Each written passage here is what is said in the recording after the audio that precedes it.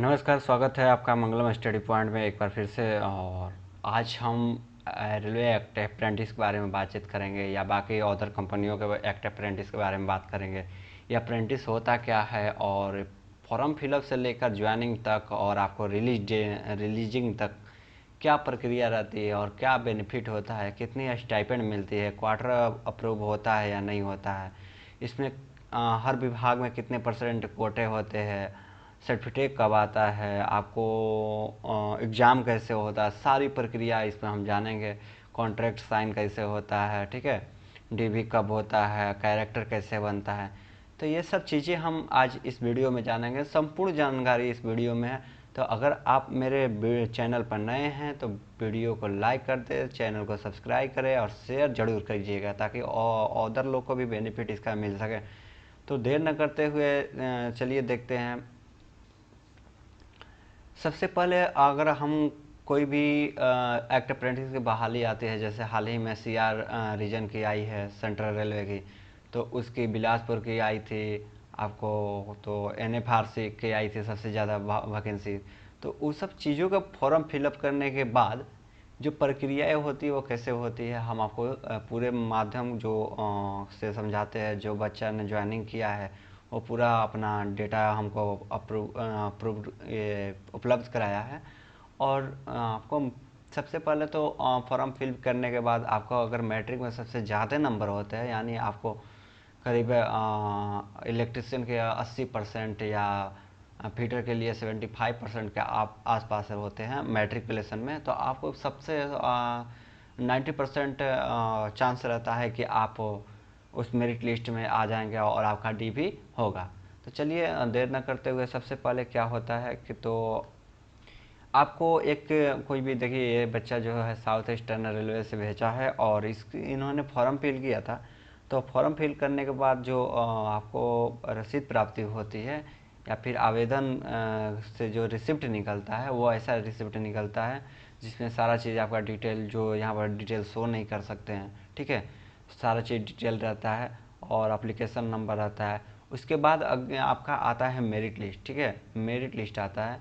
और merit list आने के बाद आपको एक उधर से लेटर भेजा जाता है, या मेल के माध्यम से या ऑफलाइन भी भेजा जाता है। जैसे आपको गोरखपुर डिवीजन या जोन में बोले तो वहाँ पर ऑफलाइन भी भेजा जाता था, बाकी जगह पे ईमेल के माध्यम से भेजा था। तो ऐसा आपको आरआरसी की तरफ से, यानी आरआरसी की तरफ से ये भेजा जाता है।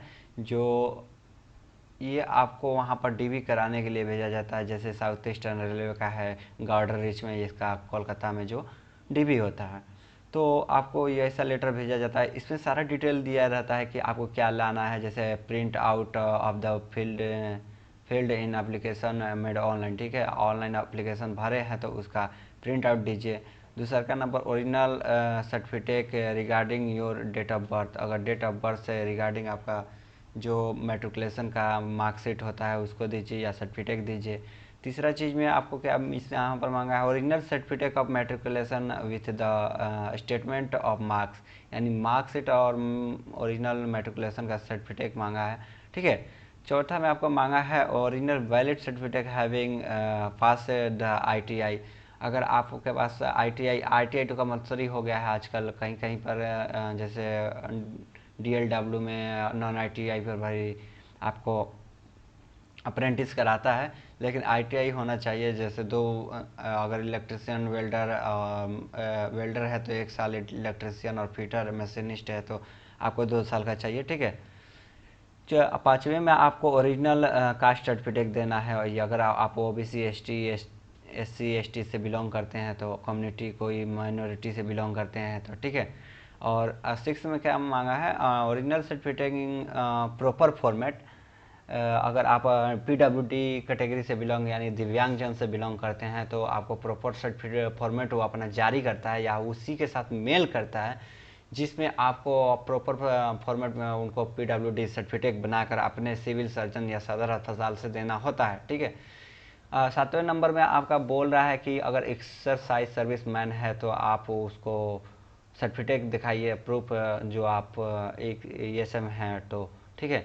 नेक्स्ट आपका है 8वें में सेल्फ अटेस्टेड, जो बाकी सब ऊपर जितना भी सर्टिफिकेट दिया गया है उसको सेल्फ अटेस्टेड में मांगा है, कॉपीज मांगा है, ठीक है, एक सेट मांगता है। ये साउथ ईस्टर्न रेलवे की बात हम कर रहे हैं, जो आरआरसी कोलकाता है।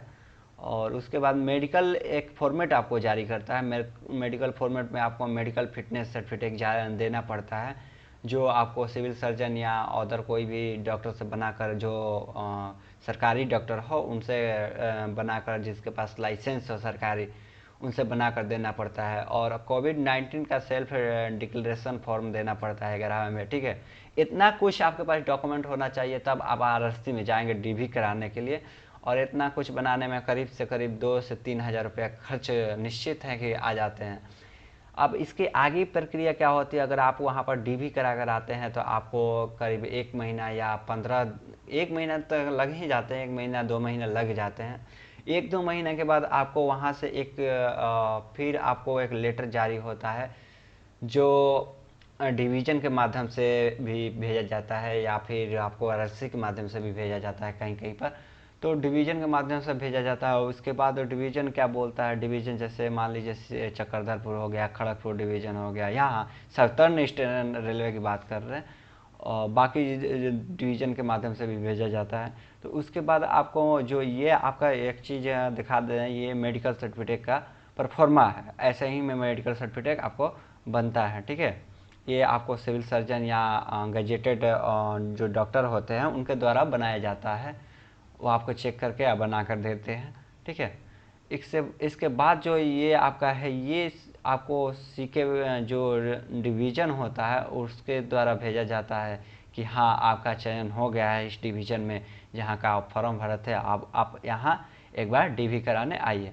तो वहाँ पर क्या लिखा जाता है, वहाँ पर अब भेजने के बाद आपको सारा डॉक्यूमेंट वही मांगा जाता है जो वहाँ पर दिया गया होता है। उस पर एक मेडिकल सर्टिफिकेट नहीं देना पड़ता है आपको। यहाँ जो डिवीज़न में आपका मेडिकल डीवी होता है उसमें आपको एक मेडिकल सर्टिफिकेट नहीं देना पड़ता है। लेकिन एक चीज़ वहाँ पर और चीज़ें की डिमांड की जाती है आपको कि कैरेक्टर सर्टिफिकेट जरूर मांगता है। कैरेक्टर सर्टिफिकेट वो भी 2 जगह से बना होना चाहिए, यानी 2 जगह से अप्रूवल मिलना होना चाहिए। एक तो आपको जो स्कूल जहाँ आपने लास्ट पढ़ाई या लास्ट स्कूल की पढ़ाई करके छोड़ी है, वहाँ से हेडमास्टर से साइन करा कर, उसके बाद आपको कि तो डीएम या एसडीएम से साइन करा कर देना पड़ता है, ठीक है। वो उसके बाद आपको एक कैरेक्टर सर्टिफिकेट कोई भी गजेटेड ऑफिसर से करा कर देना पड़ता है। सेकंड वाले में यहाँ पर 2 डिमांड की जाती है, ठीक है। जो आप ये परफॉर्मा देख रहे हैं, सही परफॉर्मा जारी किया जाता है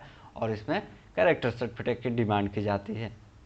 नेक्स्ट आपका देखते हैं उसके बाद क्या होता है। उसके बाद वहाँ पर जाने पर डीवी होने के बाद आपसे एक कॉन्ट्रैक्ट साइन होता है। कॉन्ट्रैक्ट साइन होता है कि तो आपको मान लीजिए डीवी होने के बाद ज्वाइनिंग करा दिया जाता है। ज्वाइनिंग कराने के 10 दिन बाद आपको कॉन्ट्रैक्ट साइन होता है, या कभी कभी 2 महीने भी लग जाते हैं कॉन्ट्रैक्ट साइन करने में।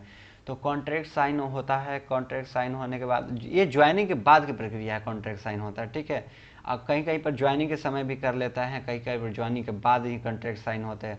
तो एक चीज़ ये भी निश्चिंत रहिए कि अगर आपकी ज्वाइनिंग कहीं शेड में हो जाती है, या फिर कहीं पुलिंग पॉइंट पर हो जाती है, या फिर अदर कहीं पर हो जाती है, तो आपको सबसे बड़ी दिक्कत ये आती है कि आपको रूम की कहाँ लेंगे, रूम कहाँ मिलेगा, क्वार्टर कहाँ मिलेगा।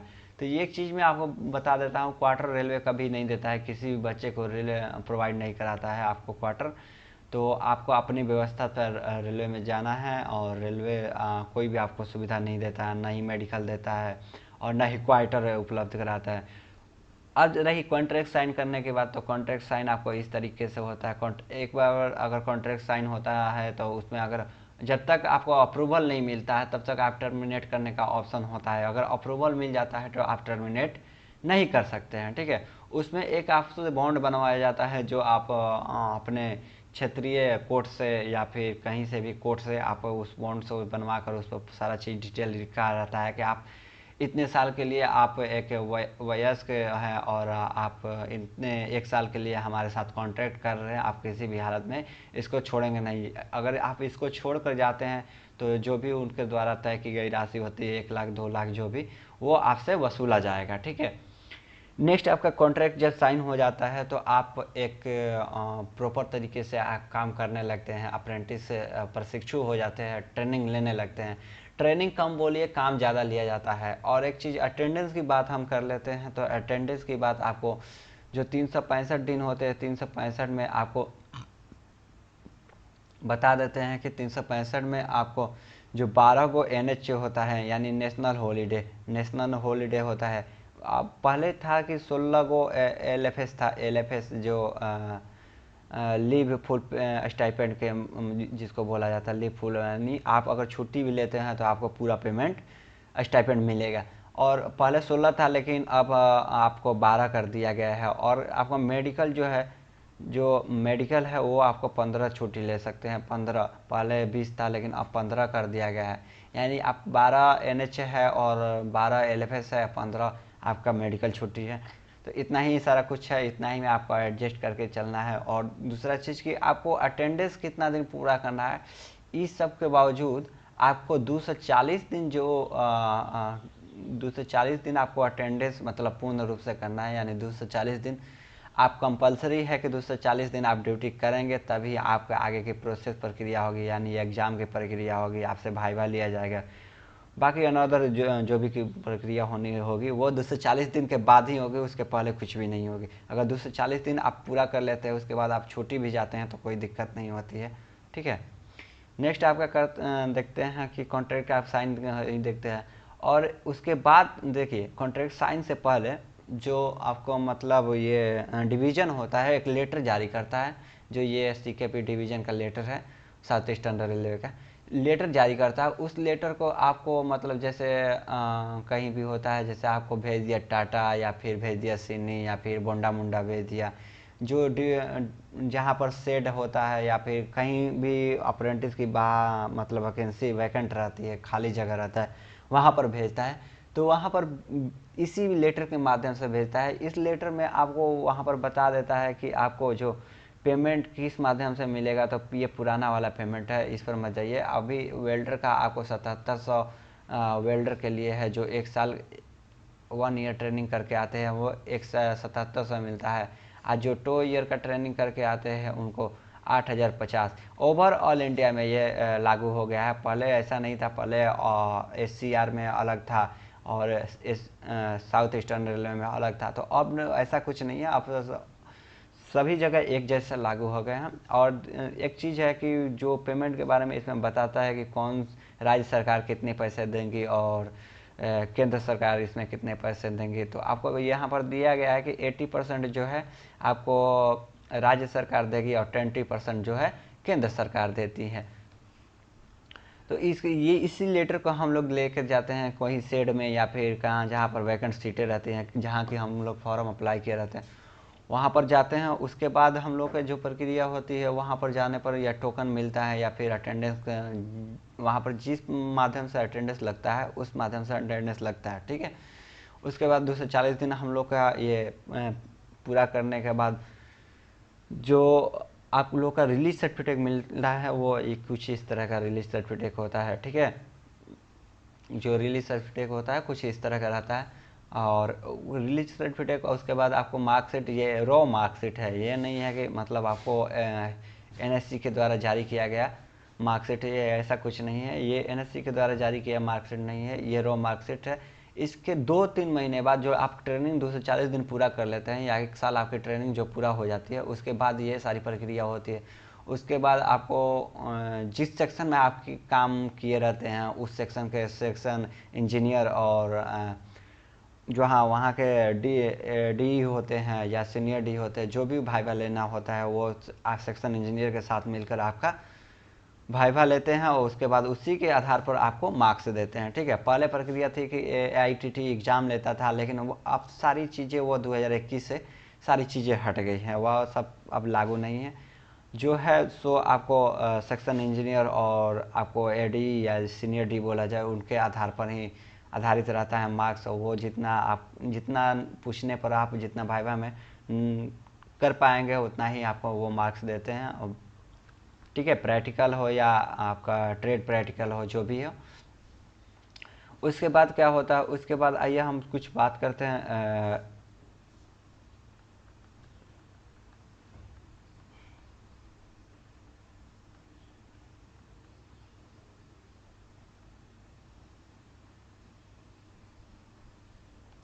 अब उसके बाद हम बात करते हैं,